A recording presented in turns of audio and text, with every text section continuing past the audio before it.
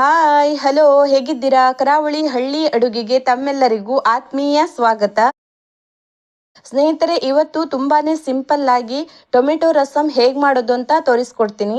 ಮನೆಯಲ್ಲಿ ತರಕಾರಿ ತಂದಿದ್ದು ಇಲ್ಲ ಅಂದರೆ 3 ಟೊಮೆಟೊ 2 ಈರುಳ್ಳಿ ಇದ್ದರೆ 8ರಿಂದ 10 ಜನಕ್ಕೆ ಆಗುವಷ್ಟು ರಸಮನ್ನು ಮಾಡ್ಕೋಬಹುದು.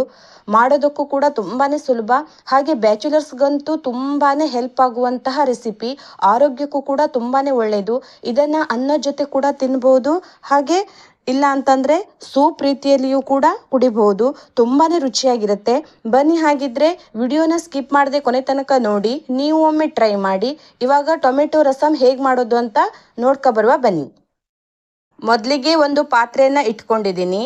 ಇದಕ್ಕೆ ಚಿಕ್ಕದಾಗಿ ಹೆಚ್ಚಿಟ್ಕೊಂಡಂತಹ 3 ಟೊಮೆಟೊ ಹಾಗೂ 2 ಈರುಳ್ಳಿ, ಸ್ವಲ್ಪ ಕರಿಬೇವು, 2 ಹಸಿಮೆಣಸು, ಚಿಕ್ಕ ತುಂಡು ಬೆಲ್ಲ ಇವೆಲ್ಲವನ್ನ ಪಾತ್ರೆಗೆ ಹಾಕಿ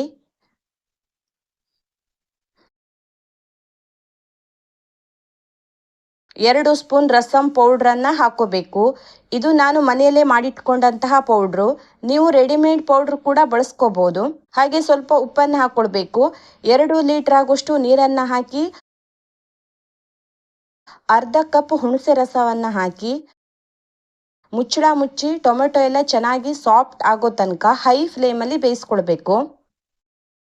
ಅಲ್ಲಿ ತನಕ ನಾವು ಒಂದು ಚಿಕ್ಕ ಮಿಕ್ಸಿ ಜಾರ್ಗೆ 7ರಿಂದ 8 ಬೆಳ್ಳುಳ್ಳಿ ಎಸಳು, 1 ಸ್ಪೂನು ಕಾಳುಮೆಣಸು, 3 ಬ್ಯಾಡಗಿ ಮೆಣಸು, ಅರ್ಧ ಸ್ಪೂನ್ ಜೀರಿಗೆಯನ್ನು ಹಾಕಿ ಸ್ವಲ್ಪವೂ ನೀರನ್ನು ಹಾಕದೆ ತರ್ತರಿಯಾಗಿ ಗ್ರೈಂಡ್ ಮಾಡ್ಕೋಬೇಕು.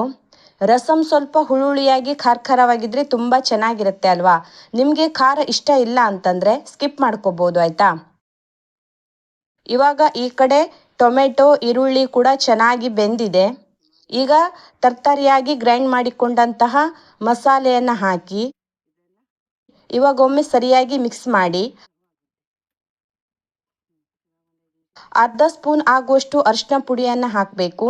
2ರಿಂದ 3 ನಿಮಿಷ ಚೆನ್ನಾಗಿ ಬೇಯಿಸ್ಕೊಳ್ಳಿ. ಇವಾಗ ನೋಡಿ, ರಸಂ ಕೂಡ ಚೆನ್ನಾಗಿ ಕುದೀತಾ ಇದೆ. ಈಗ ಸ್ವಲ್ಪ ಕೊತ್ತಂಬರಿ ಸೊಪ್ಪನ್ನು ಹಾಕಿ ಕೆಳಗಿಳಿಸ್ಕೊಳ್ಳುವ. ಈಗ ರಸಂಗೆ ಒಗ್ಗರಣೆ ಮಾಡೋದಕ್ಕೆ ಒಂದು ಸೌಟನ್ನು ಇಟ್ಕೊಂಡಿದ್ದೀನಿ. ಅದಕ್ಕೆ ಸ್ವಲ್ಪ ತುಪ್ಪ ಅಥವಾ ಎಣ್ಣೆಯನ್ನು ಹಾಕೋಬೇಕು. ಅದು ಕಾದ ನಂತರ 2 ಒಣಮೆಣಸು, ಸ್ವಲ್ಪ ಜೀರಿಗೆ, ಸ್ವಲ್ಪ ಸಾಸಿವೆ, ಸ್ವಲ್ಪ ಇಂಗನ್ನು ಹಾಕೋಬೇಕು. ಹಾಗೆ 1 ಕಡ್ಡಿ ಆಗುವಷ್ಟು ಕರಿಬೇವನ್ನು ಹಾಕಿ 2 ನಿಮಿಷ ಫ್ರೈ ಮಾಡಿ ರಸಂಗೆ ಹಾಕೊಳ್ಳುವ. ಒಗ್ಗರಣೆಗೆ ಬೆಳ್ಳುಳ್ಳಿ ಹಾಕೋಬಹುದು. ನಾನಿಲ್ಲಿ ಆವಾಗಲೇ ಮೆಣಸು ಬೆಳ್ಳುಳ್ಳಿ ಎಲ್ಲನೂ ಗ್ರೈಂಡ್ ಮಾಡಿ ಹಾಕೊಂಡಿದ್ದೀನಿ. ನಿಮಗೆ ಖಾರ ಇಷ್ಟ ಇಲ್ಲ ಅಂತಂದರೆ ಬೆಳ್ಳುಳ್ಳಿ ಜಜ್ಜಿ ಒಗ್ಗರಣೆಗೂ ಕೂಡ ಸೇರಿಸ್ಕೋಬಹುದು. ನೋಡಿದ್ರಲ್ಲ ಸ್ನೇಹಿತರೆ, ತುಂಬಾನೇ ಸುಲಭವಾಗಿ ಟೊಮೆಟೊ ರಸಂ ಯಾವ ರೀತಿ ಮಾಡೋದು ಅಂತ. ಹಾಗಿದ್ರೆ ತಡ ಮಾಡದೆ ಒಮ್ಮೆ ಟ್ರೈ ಮಾಡಿ. ಹೇಗೆ ಬಂತು ಅಂತ ಕಮೆಂಟಲ್ಲಿ ತಿಳಿಸಿ. ಹಾಗೆ ವಿಡಿಯೋ ಇಷ್ಟವಾದಲ್ಲಿ ಪ್ಲೀಸ್ ಲೈಕ್ ಮಾಡಿ, ನಿಮ್ಮ ಫ್ರೆಂಡ್ಸ್ ಹಾಗೂ ಫ್ಯಾಮಿಲಿ ಮೆಂಬರ್ಸ್ಗೂ ಶೇರ್ ಮಾಡಿ, ಸಬ್ಸ್ಕ್ರೈಬ್ ಮಾಡಿ. ಹಾಗೆ ನಮ್ಮ ಕರಾವಳಿ ಹಳ್ಳಿ ಅಡುಗೆ ಯೂಟ್ಯೂಬ್ ಚಾನೆಲ್ ಸಪೋರ್ಟ್ ಮಾಡ್ತಾ ಇರಿ. ಮುಂದೆ ಹೊಸ ವಿಡಿಯೋದೊಂದಿಗೆ ಮತ್ತೆ ಸಿಗ್ತೀನಿ. ಅಲ್ಲಿವರೆಗೂ ಎಲ್ಲರೂ ಖುಷಿಯಾಗಿರಿ, ಚೆನ್ನಾಗಿರಿ ಅಂತ ಹೇಳ್ತಾ ಈ ವಿಡಿಯೋನ ಇಲ್ಲಿಗೆ ಎಂಡ್ ಮಾಡ್ತಾ ಇದ್ದೀನಿ. ಬಾಯ್.